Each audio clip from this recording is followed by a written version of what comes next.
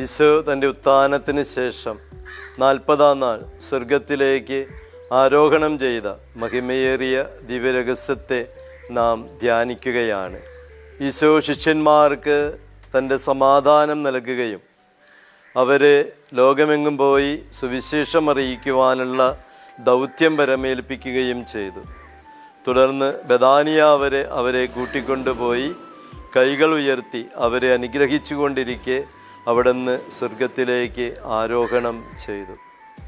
വിശ്വാസ പ്രമാണത്തിൽ നാം ചൊല്ലുന്നത് പോലെ സർവശക്തിയുള്ള പിതാവായ ദൈവത്തിൻ്റെ വലത്ത് ഭാഗത്ത് ഉപവിഷ്ടനായിരിക്കുന്ന ഈശോ നമ്മെ ഓരോരുത്തരെയും സ്വർഗത്തിലേക്ക് ക്ഷണിക്കുകയാണ്. വിശുദ്ധ പൗലോസ് പറയുന്നുണ്ട്, നമ്മുടെ പൗരത്വം സ്വർഗത്തിലാണ്.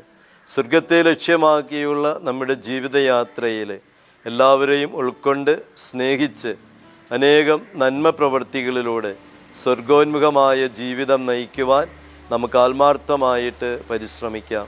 അതിനുള്ള അനുഗ്രഹത്തിനായി പരിശുദ്ധ കന്യകാമറിയത്തിൻ്റെ മാധ്യസ്ഥ്യം തേടി നമുക്ക് പ്രാർത്ഥിക്കുകയും ചെയ്യാം.